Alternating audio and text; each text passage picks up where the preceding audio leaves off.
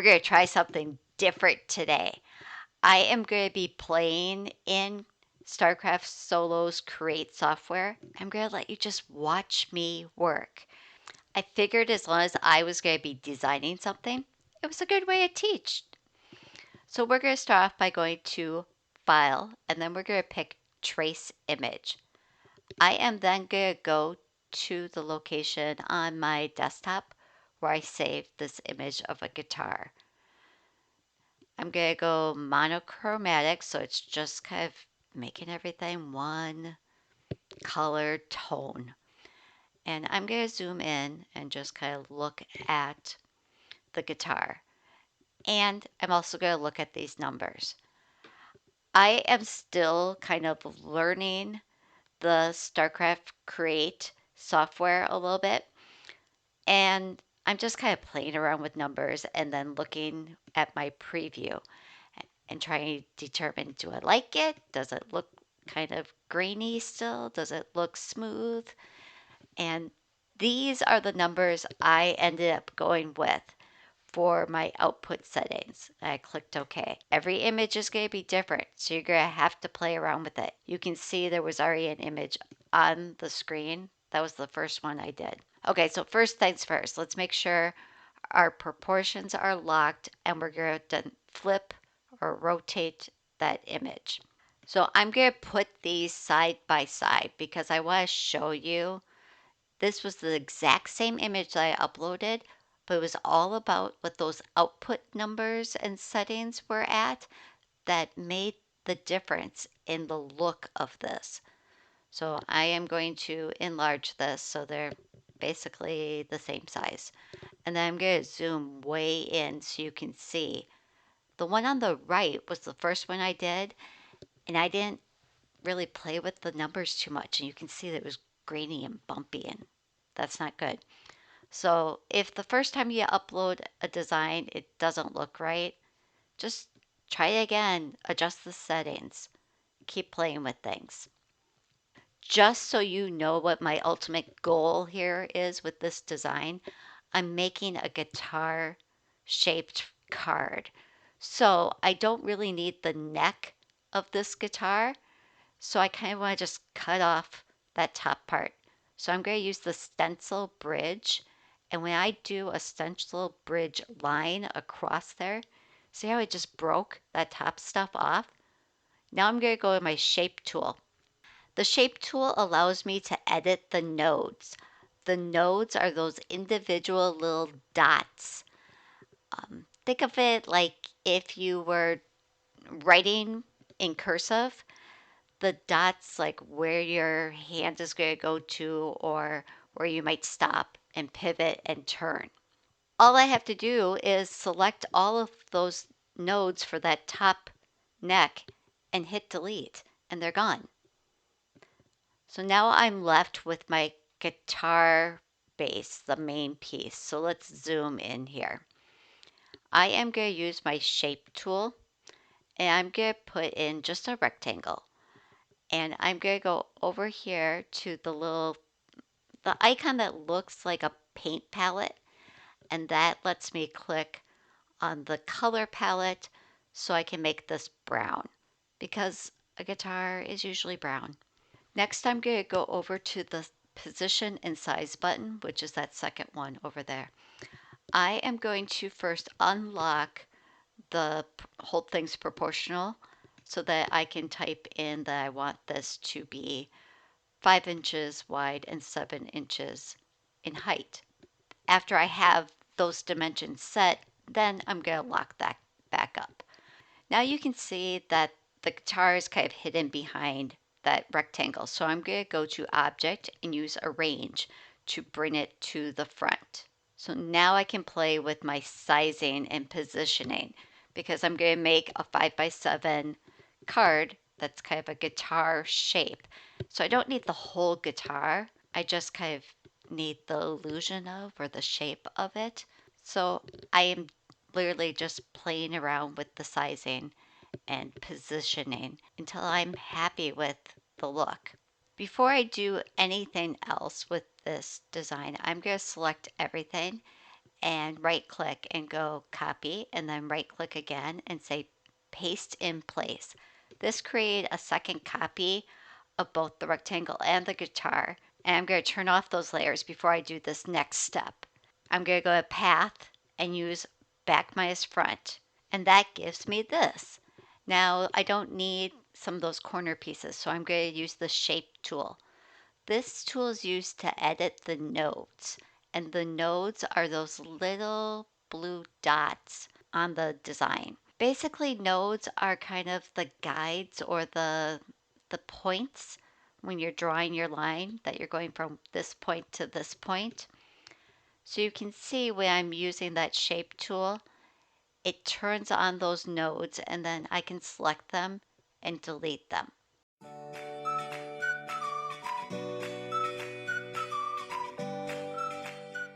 So now I'm left with just the shape. And I'm going to go over here and click on the little gray triangle, and it shows something inside a folder. I'm not really sure why that happened, so I just dragged that up and out, so now I just have one layer. And I'm going to save my project right here because I don't want to mess anything up. Now I'm ready to start making those inner elements of the guitar.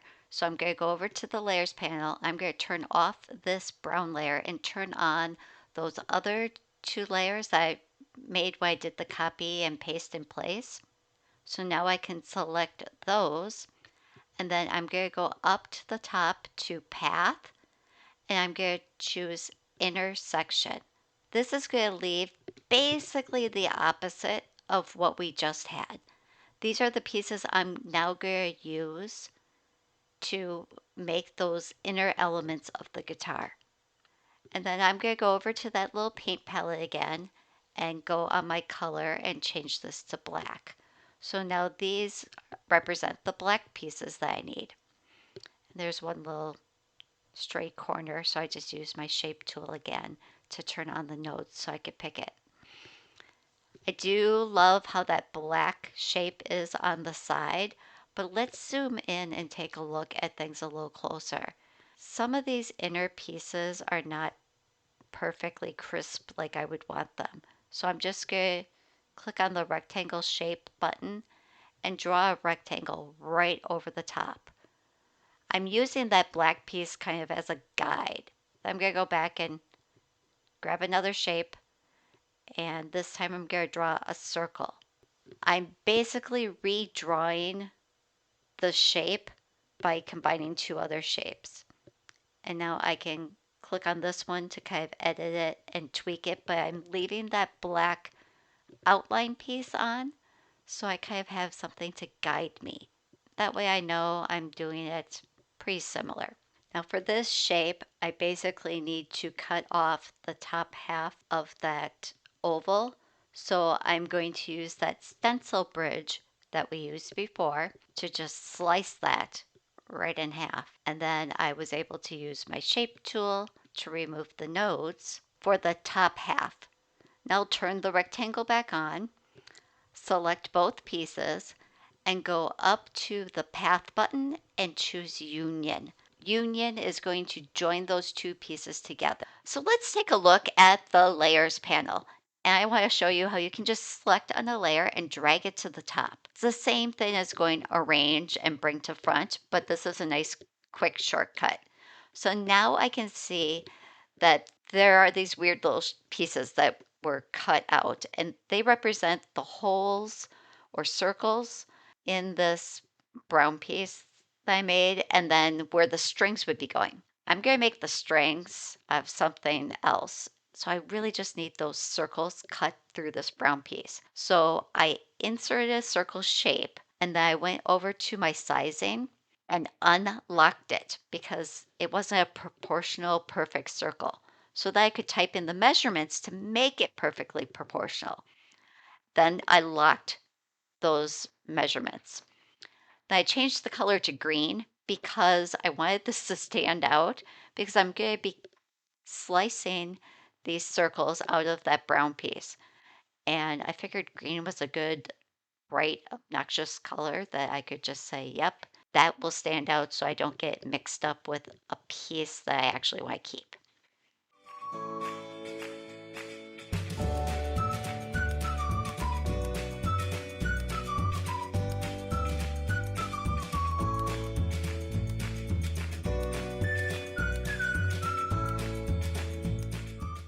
These are the measurements I went with. You're going to use what works for you. Once I had the circle a size that I liked, I was able to just use Control C and Control P to copy and paste right from my keyboard. So click on a circle, Control C, and then Control P. So I'll copy and paste it, all of them nice and quick. Now I want them all in a perfect line and perfectly spaced out. So I'm going to turn off the other layers. So I'm just dealing with the green ones. And I can focus in on that. I mean, they're kind of straight-ish, but let's make them even closer. So we're going to go up to Object and select Alignment and say Align to Bottom. That's going to put all the bottoms of the circles exactly at the same spot. Then I'm going to go Object, Distribute, and say Distribute Space Horizontally. Now they're all equally spaced or distanced from each other. Now I can turn the brown piece back on, click on the brown piece and one of the green pieces and pick Path Back minus Front. And you can see it punched a hole right through that brown piece. So keep doing that. Select a brown piece and a green piece, Path Back minus Front. I haven't figured out a way to cut all of those green circles through the brown piece in one movement, so I'm doing them one at a time. If we look at the layers panel, the brown piece has a little gray arrow. So I clicked on that and it kind of showed a piece inside a folder. I'm just going to drag that piece up and out of that folder so that I just show one piece. I don't want layers inside of layers or groupings inside of groupings. Now I'm just going to turn on all my layers and zoom out to take a look at things. Then I'm going to go over to my color and adjust the color for that piece I just created. I want to make it a darker brown.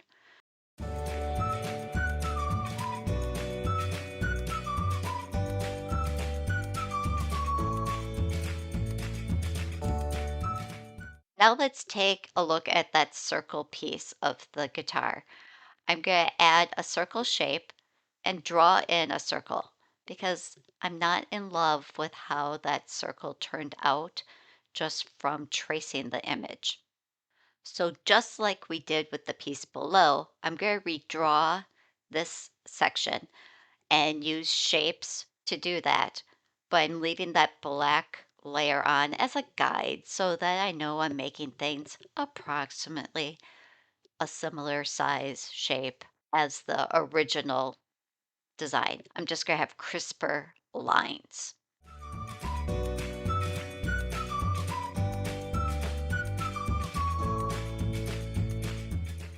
And now I use the layers panel to just drag that black layer to the top so I could see it better, in relation to the circle. I think I'm pretty good with this size.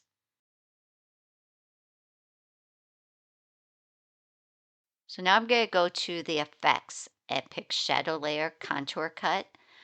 And I am going to pick insert shadow.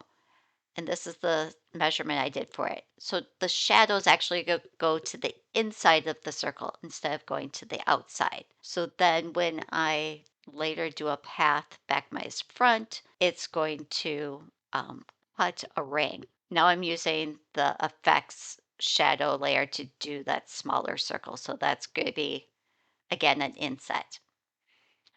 So uncheck those little check boxes to turn off all your layers except for those circles, because now we're going to focus in on them. I want to pick the two biggest circles and go path back minus front.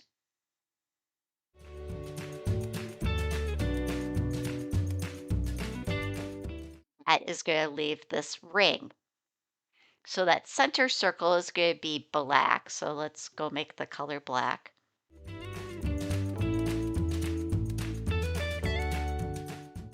And the ring is going to be the same color as that brown piece I made below. So I can use that eyedropper and then click on the brown piece and now they match. Now I need those silver bars. I don't know what these are actually called, so just bear with me. There's a little silver bar that basically holds your strings in place. So I just drew a rectangle. I'm going to make it gray.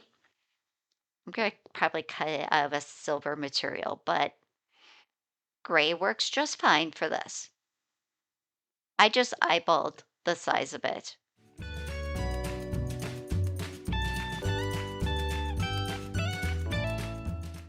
Now I need to create that piece at the top that represents the neck.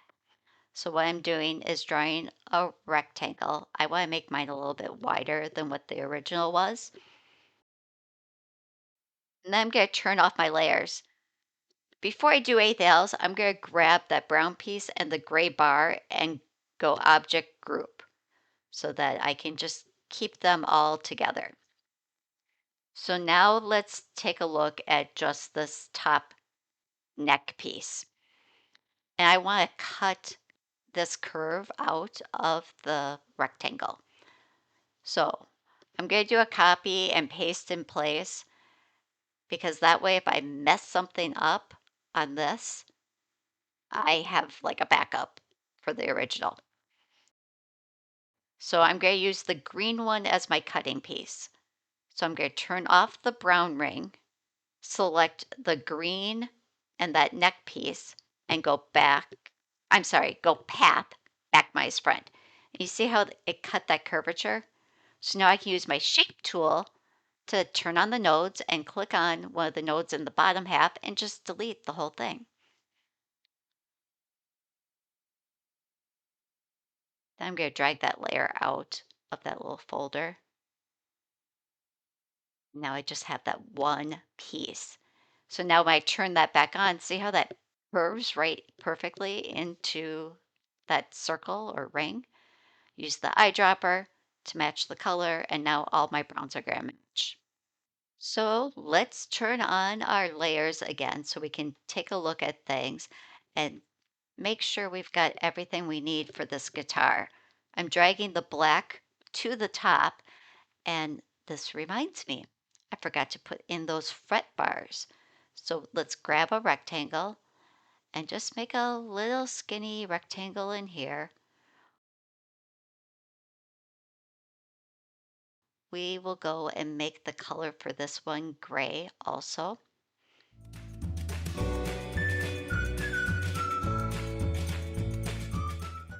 Do you see those little purple lines? Those are the snap lines. So it's trying to snap this to different areas of the design. And I am trying to get it to kind of space or line up with the black, and it's just not liking me. So I'm going to go to View, Snap to, and then uncheck Object Bounds. So then it's going to let me freely move this piece around versus trying to snap to another object in the drawing or in the design. So now I can put that exactly where I want it and make it a little bigger. So it allows me total freedom versus locking me to different objects. Now I just did Control C, Control P to copy and paste and give myself another one that's exactly the same size.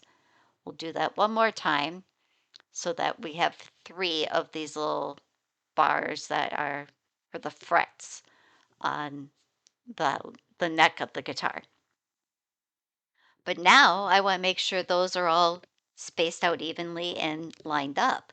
So just like we did for the green circles, I'm going to select the three bars and then I'm going to go Object Alignment and align them horizontally on their centered points. So basically the centers all line up.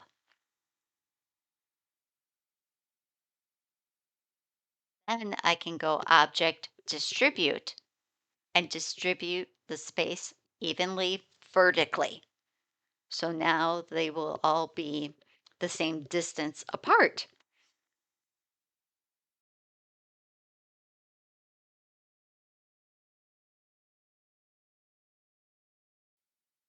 While I still have all three of those selected, I'm going to say object and group them.